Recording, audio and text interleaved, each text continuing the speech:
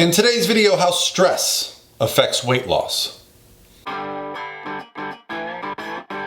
Hey guys, what's going on? This is Paul Ravella from ProPhysique.com. In today's video, we're gonna address how stress, cortisol, and all of these things, maybe inflammation, maybe overtraining, how that affects your ability to lose weight.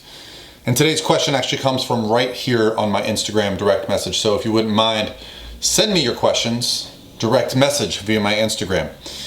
And so what I'd like to do is read the question and then we're gonna get started. And if you like this type of information around an evidence-based approach to reaching your physique goals, hit subscribe. That's what I love to do here. So here's the question. I do have a question that I don't think you've addressed yet. Can you talk about overtraining the body and raising stress levels and how it impacts fat loss?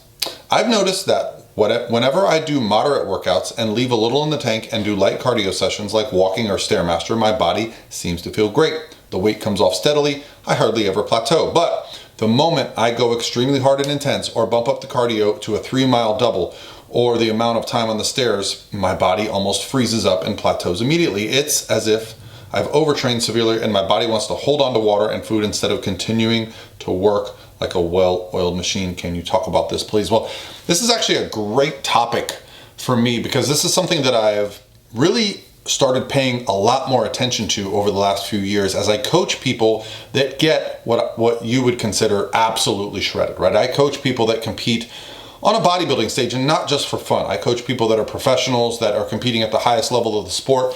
And so we tend to get our body composition to a place where it's well below what most people would consider like lean, right? We're talking about really shredded. But to do that, it's not a simple process of just constantly dieting, right? There's a lot of adjustments we have to make along the way. And a lot of the research over the last few years has led me to some conclusions about that.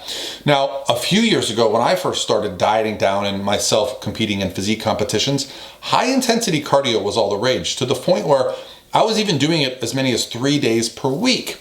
And this is something that might induce overtraining. So as you're asking me about overtraining, this is something that I noticed with myself doing 5 to 6 workouts per week in the gym, pretty high intensity stuff too. I'm doing a lot of sets to failure, adding on high intensity cardio in there and a caloric restriction.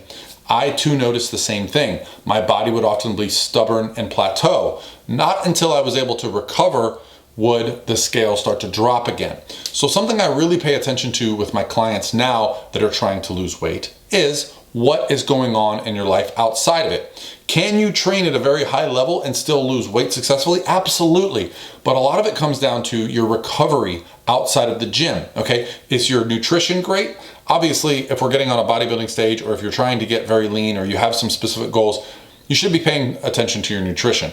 But outside of that, if you're not feeling recovered in your workouts, if the weights are starting to feel heavy every time you go in the gym, how is your sleep being impacted? Okay, are you able to get enough sleep? Sleep is something that's probably the most underrated aspect of the recovery process of the gym. People talk about the diet, they talk about the cardio, they talk about the training. Very rarely they talk about the sleep, and that's something that as a coach, I've really started to pay attention to the last few years, making sure people are getting recovered. In fact, one of my favorite things to do is tell people to take 2 complete days off. No gym, no cardio. Why? Well, I think because we tend to just get overwhelmed with the amount of work that we're doing. And we start to see it as we have to work harder to get to our results. When in fact, that inflammation that you're talking about is something that I've noticed that I honestly feel like there is some mechanism there that is going on that is making harder for fat loss to occur.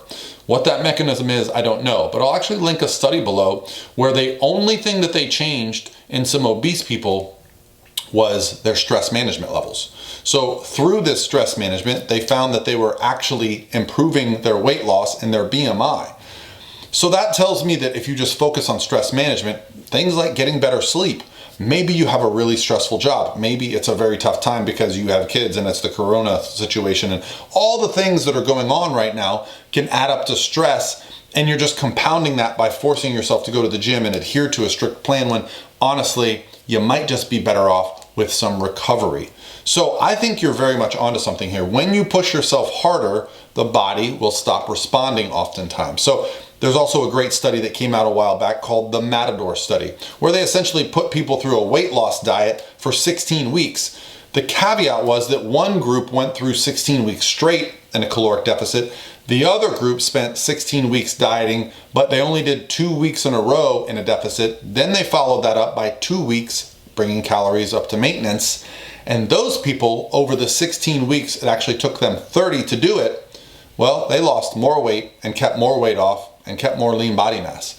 So there is some value in making sure that you're recovering in this process for long-term success. And one of the problems with crash diets, again, when you're doing a very low approach and you're trying to lose a lot of weight quickly, well, you're creating so much stress through that process that when it's over and you feel like you've reached your goal, you just cut loose.